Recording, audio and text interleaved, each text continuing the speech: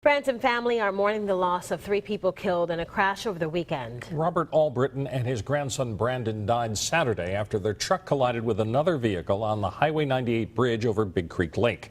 Brady Hoffman was in the second vehicle and also died.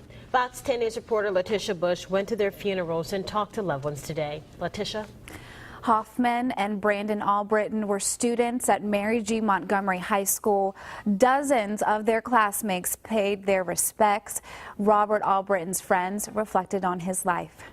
Brady Hoffman, according to friends, will leave a legacy of faith. You know, he loved Jesus. He was a follower of Jesus Christ. And I think that was his main goal in life, was to be a Christian and follow Jesus in everything that he did. Hundreds of people gathered at Wilmer First Baptist Church to say goodbye to 17-year-old Hoffman. They will remember his voice. They say he loved to sing, and his friendship.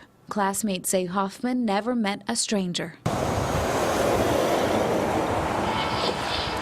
On our way to Robert and Brandon Albritton's funeral in 8 Mile, we crossed over Big Creek Lake, the bridge where all 3 died. A memorial is placed near the crash site. At Valhalla Memorial Funeral Home, hundreds also reflected on the life of 69-year-old Robert Albritton. He's just an awesome guy. He'd do anything for anybody. I mean, he'd give his heart for anybody. And his grandson, 15-year-old Brandon, described as a quiet and kind young man. He was just an amazing kid. He just always helped anybody out as he could.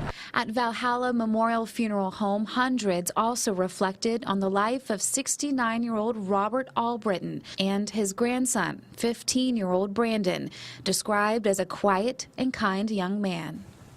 All 3 victims leave behind a community who will miss them. An MGM teacher stopped our crew on the way out, and she told us she taught both of the teenagers, and she was so glad to see so many people pay their respects. Yeah, that certainly helps with the